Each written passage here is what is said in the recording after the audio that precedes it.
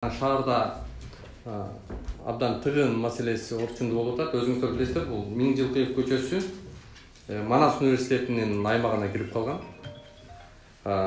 Картадан карап турсак, бул түп-түз ушул Чыңгыз Айтматов проспектисине чыгат, андан ары Токтоналиев көчөсүнө чейин барат да. Мындайча айтканда, Акунбаева абдан сонун альтернативдик жол да. Эмне үчүн мына жол эч кимдин менчигине, эч ким аны ээлеп тосуп менчиктей албайт. Бул так көрсөтүлгөн жер кодексинде. Анан кандай жол менен, кандай шарт менен кирип Манас университети аны жаап алыш керек да. Ушул боюнча архитектура ген планда кандай көрсөтүлгөн?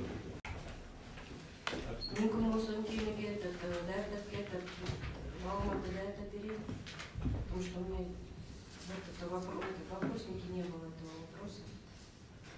Анан ошол Думида бул боюнча биргеликте маалымат бериңиздер, жалпы.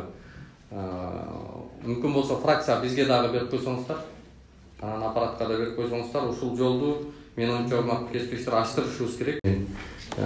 Жол эл аралык талаптарга дагы жол, ушул мамлекеттик талаптарга да ылайык.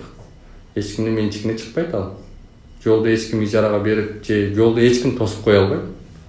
Мен оюмча маселе жерди эмес, биз жол маселесин көтөрүп атабыз да. Ошол балким ачып койсок, шаардыктарга эле абдан жакшы мүмкүнчүлүк болот.